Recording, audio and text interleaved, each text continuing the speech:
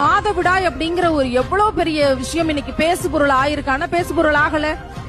எல்லா நாட்டிலும் பெண் பிள்ளைகளை படிக்க வச்சு இந்த சேட்டலைட்டுக்கு அனுப்போமா, அந்த விண்வெளி ஓடத்துக்கு அனுப்போமான்னு போராடிட்டு இருக்கும்போது நம்ம நாட்டுல மட்டும்தான் பெண் பிள்ளைகளை இந்த கோயிலுக்கு அனுப்பலாமா, அந்த கோயிலுக்கு அனுப்ப கூடாதாங்கிற அளவுக்கு இன்னைக்கு அது தீட்டுங்கிற பேர்ல மிகப்பெரிய அரசியலாக்கப்பட்டிருக்கு.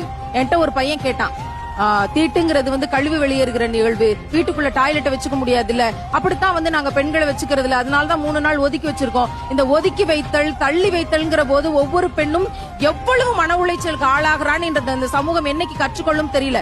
பேராற்றலின் அடையாளம் அப்படிங்கிற இந்த மாதவிடாயை இன்னைக்கு ஒதுக்கி வச்சிருக்கும் போது என்கிட்ட ஒருத்தன் கேட்டான்னு நான் சொல்ல வந்தேன். அதுதான் இப்ப கழிவு வெளியேறுது டாய்லெட், அதனாலதான் நாங்க உள்ள சேர்க்கறது இல்ல அப்படின்னு சொன்னா உடனே அவங்கிட்ட கேட்டேன், 3 நாட்கள் ரத்தம் கசிக்கிற நிகழ்வுக்காக கழிவுன்னு சொல்லி ஒரு பெண் பிள்ளை டாய்லெட்டோட ஒப்பிட்டு நீங்க ஒதுக்கி வச்சீங்கன்னா 300 நாள் அதே டாய்லெட்குள்ள அதே ரத்த கழிவுக்குள்ள உங்க அம்மா வயிற்றுக்குள்ள 10 மாசம் இருந்துட்டு வெளியில வந்தீங்களே தம்பி, உங்களை 3 நாளைக்காகவே பெண் பிள்ளையை ஒதுக்கி வைக்கணும்னா 300 நாளுக்காக உங்களை எங்க ஒதுக்கி வைக்கிறது? வீட்டை விட்டு ஒதுக்கி வைக்கிறதா, இல்ல ஊரை விட்டு ஒதுக்கி வைக்கிறதா, இல்ல நாட்டை விட்டே ஒதுக்கி வைக்கிறதா, இல்ல பூமி பந்தை வச்சு அடிச்சு வெளியே பத்துறதா? எங்க பத்துறது?